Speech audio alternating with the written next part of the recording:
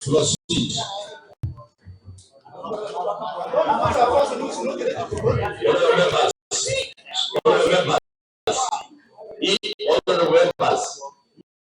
Taking the example of Honorable Ed, maybe nothing.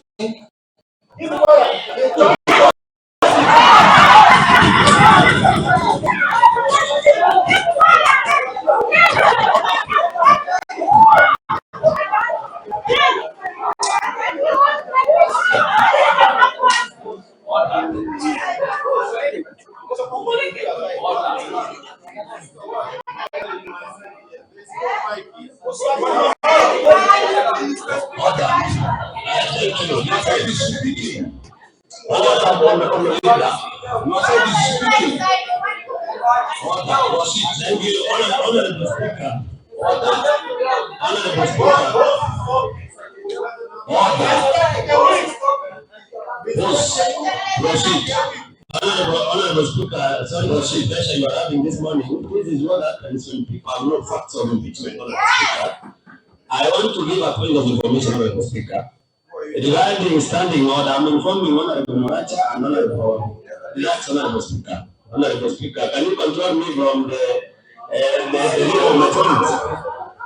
Honorable Speaker, Article 181 of the Constitution.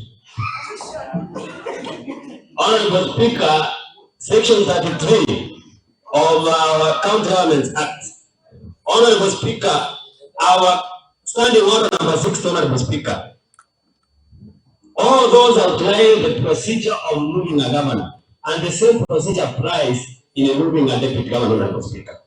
Honorable Speaker, the legal majority rose on the adjournment motion, which has already moved, Honorable Speaker, citing public participation as an excuse as to why we should adjourn this House, Honorable Speaker. I want to inform you, Honorable Speaker, and inform the House that Petition 209 of 2020, the County Government of Nairobi, Petition 203 of 2014, Wambura versus the Speaker, all those petitions were in regard or were about public participation, whether it was carried before the two impeachments were actioned, Honorable Speaker, or conducted and approved by the Senate, Honorable Speaker.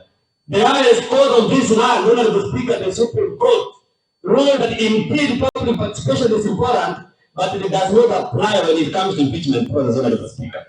Honorable Speaker, when the Supreme Court has given a ruling, Honorable Speaker, there is no any other court that can go against that ruling, Honorable Speaker. The House is well guarded, Honorable Speaker.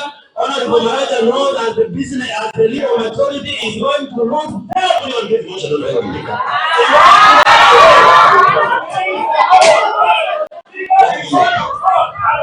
Thank you.